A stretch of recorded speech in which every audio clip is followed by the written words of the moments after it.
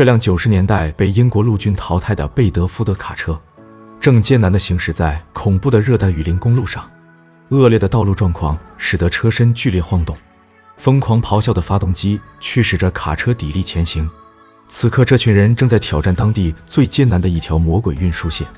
纪录片《不可思议的旅程》第5季拍摄于2012年，该系列纪录片目前已经更新至第22季。本视频为2次解说，欢迎大家来到边缘纪录片。本期内容让我们一起走进南美洲北部的神奇国度圭亚那。这个国家总人口约为80万，是世界上人口最少的国家之一，国土面积约21万平方公里，跟我们国家的湖南省相差无几。该国94%的人口集中居住在北部沿海地区，其他大部分国土面积都被原始森林所覆盖。圭亚那亦为多水之国，雨林区年均降水量超过3000毫米，这比我们国家有雨城之称的广西省东兴市还高出近300毫米。如今正值雨季，道路坑洼泥泞，有些路面积水可深达1米多。这辆30多年前生产的卡车虽然是4轮驱动，但在这样的路况中也是举步维艰。在旱季的时候，他们一般仅需几个小时就能将货物运达目的地。如今雨季来临，路途艰难险阻，他们需要付出很多倍的时间。该地区人烟稀少，如果车辆被困，他们一般会使用卡车自身加装的绞盘来脱离泥沼。用来拖拽的钢丝绳在巨大的阻力下频频断裂。然而他们的旅程才刚刚开始，更大的挑战还在后面。圭亚那原名为英属圭亚那，是以前英国的殖民地，于1966年宣布独立，并在1970年成立圭亚那合作共和国，目前属于英联邦的成员国。首都乔治敦正在为建国42周年举行盛大庆典活动。圭亚那属于多民族地区，印度裔约占39%，非裔29%，印非混血19%，原住民10%，华裔及欧洲裔约占0.5%。卡车司机罗伊此刻无心参加庆典派对，因为他需要为接下来的货运行程做准备。助手们正在给卡车更换刹车片。这趟运输线路困难重重，当地很多司机都不肯去。罗伊说，这条线路他跑一趟可以得到300欧元的报酬，折合人民币2000元左右，这是当地人平均月工资的2倍。高收入也意味着高付出。这条运输线，他跑4趟就要更换1次刹车片。沿路坑洼泥泞，有些积水坑甚至可以没过轮胎。他的这辆贝德福德 M 系列通用卡车，开发于20世纪60年代，属于一种多用途卡车。它的有效载荷能力为4吨，车辆为4轮驱动，前后均是驱动桥。因其越野性能优良且皮实耐用，被英国陆军大量装备。该系列卡车的生产一直持续到了1992年。90年代从英国陆军淘汰后，受到圭亚那货运司机的青睐。不知道大家在我们国家是否见过这个型号的卡车呢？早上6点钟的埃塞奎博河，罗伊登上了今天的第1艘渡轮。他每周都要给50公里外的一个金矿运送补给。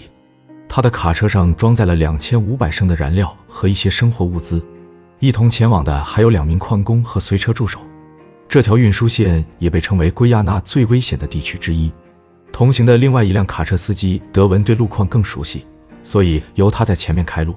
他说这周他已经跑了3趟，几乎没有睡过一个安稳觉。罗伊虽然跟在后面，但此刻他仍然要保持警惕。在这里行驶不能有丝毫懈怠，否则就会遇上大麻烦。前面这座桥是用木头搭建的，因为环境潮湿，再加之昆虫蛀咬，桥体腐朽严重，显得岌岌可危。这辆卡车空车自重为6吨，还搭载了2吨物资。车辆走在这样的桥面上，犹如杂技表演一般。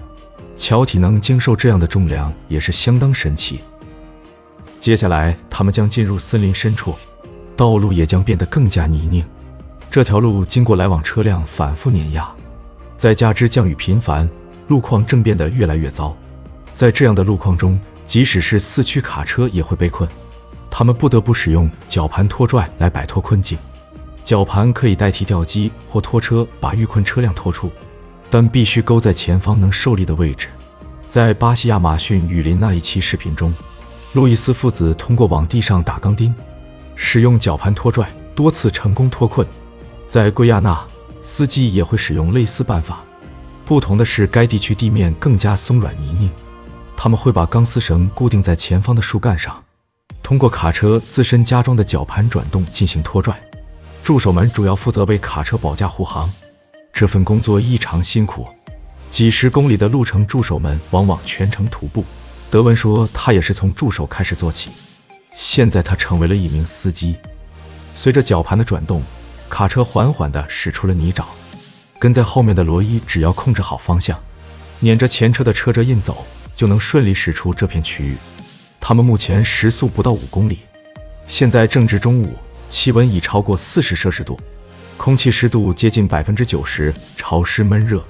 他们已经行驶了6个小时，目前却只走了30公里。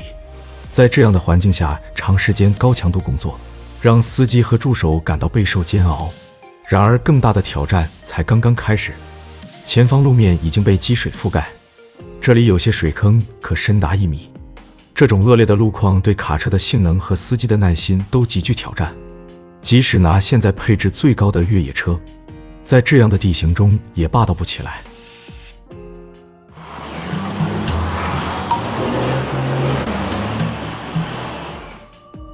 德文的车陷得很深，水位几乎没过了轮胎。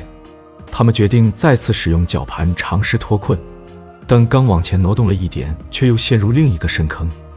在后面的罗伊尝试从另外一侧绕过这段泥坑，这边路况似乎稍好一些，但是附近找不到固定钢丝绳的树木，助手需要往前几十米才能找到合适的固定位置。在这样的工作环境中穿鞋的话，很快就会坏掉，所以他们大多都赤脚干活。罗伊为了避免重蹈覆辙，他没有沿着德文的车辙印行驶。在圭亚那的雨林地区，看起来更容易通过的安全区域，有时候危机重重。罗伊选择的这条线路状况并没有让他变得更顺利，他的车身几乎一半都陷进了水坑。这段只有100米长的积水路，他们用了1个小时。依靠绞盘拖拽加之卡车自身的优越性能，罗伊和德文都先后成功脱困。50公里的路程，他们用了10个小时。这片矿区建在森林的中心地带，他们从旁边的河中引水用来洗矿。矿区偏僻，生活艰难，他们晚上住在简易搭建的帐篷下。挖掘机24小时不停运转，需要消耗大量燃油。矿区老板穆斯塔法说，这一车补给花了他1万欧元。由于物资开销巨大，这让他的利润非常低。在这里，矿工没有固定工资，他们是按照找到的金沙量跟老板按比例分成，结算方式也相当简单，就是直接以黄金支付。老板说，这份工作并不容易，矿工每天12个小时都泡在水里，恶劣的工作环境导致这里的每个人都会被传染上斑疹伤寒和登革热病毒，这也包括他自己。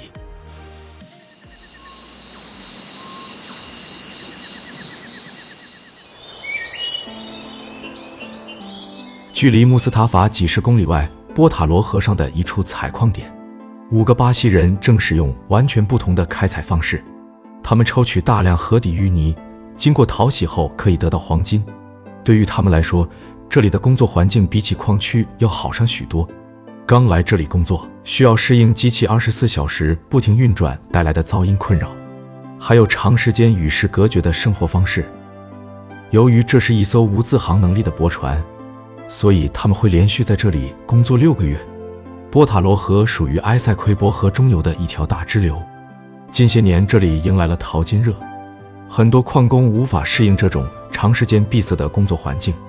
他们有些人在工作几个星期后，就会拿着分到的少量黄金，搭乘过路船只到附近的小镇寻找一些消遣活动。这个小镇只有不足4000人，但随着淘金者的大量涌入，也让这里变得热闹了起来。淘金者会把他们分到的黄金在这里的金铺换成钱，在这里1克纯度高的黄金能卖30欧元，折合人民币210元左右。他们得到这笔钱之后，就会在小镇的酒吧里挥霍一空。随着淘金者的到来，这里的性交易也呈爆炸性增长，伴随而来的是艾滋病在圭亚那的大量传播。这种疾病也是导致该国25岁到44岁人群死亡的头号杀手。全球艾滋病感染率最高国家排名中，圭亚那常年位列其中。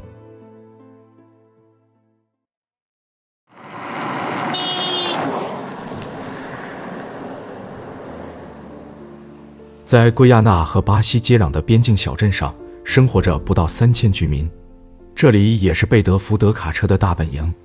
很多产于60年代被淘汰的车辆，在这里经过改装和大修后得以重获新生。39岁的阿米尔正在跟助手们为卡车更换车桥和车轴，这2种原装配件早已停产，这是他从英国二手交易市场进口回来的。这辆车修好之后，21岁的儿子丹尼以后将会跟父亲一起工作，数百公斤重的配件安装将会花费他们一整天的时间。夜幕降临，阿米尔和助手正在往卡车上搬运货物。他们这次的目的地远在200多公里外，是一个非常偏僻的小村庄。我在谷歌地图上都很难找到该地区。他们此行道路崎岖，路况十分恶劣，该地区目前正值雨季。难得的好天气，他们决定连夜出发，避免夜长梦多。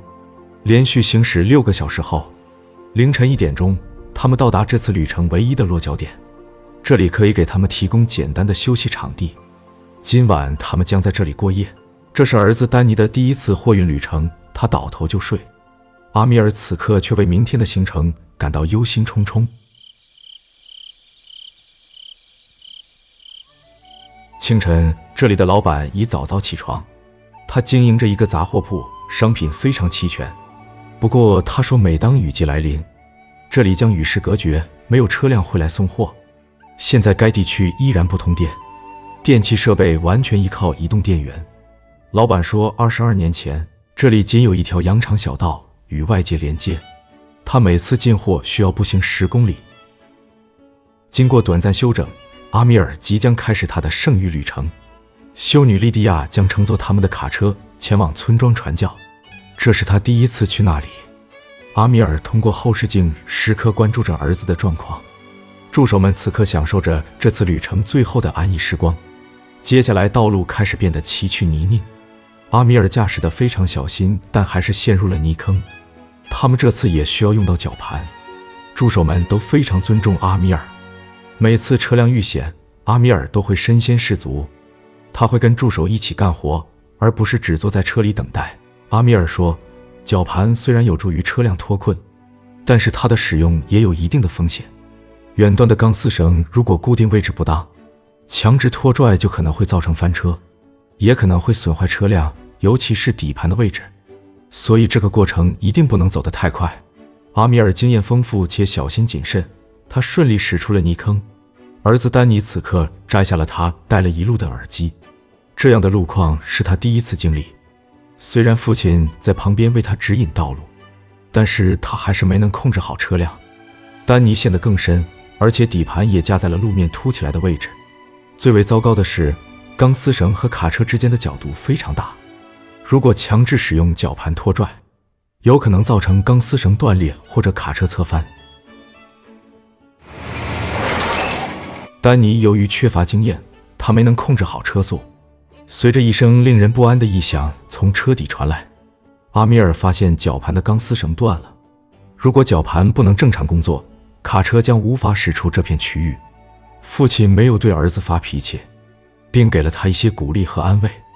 阿米尔现在只能尝试修复，他需要先指挥助手把钢丝绳整理好。锈蚀的钢丝绳不断有碎屑刺入他们的手，助手们通过简陋的工具来解决问题。修复钢丝绳断裂，他们花了1个小时。助手们这次又换了一棵大树进行固定。经过大家的努力，丹尼得以顺利脱困。很多次父亲可以开车把他从泥坑中拉出来，但是阿米尔没有那么做。他想让丹尼通过自己的操作而学到东西。父亲不会永远在前面为他开路。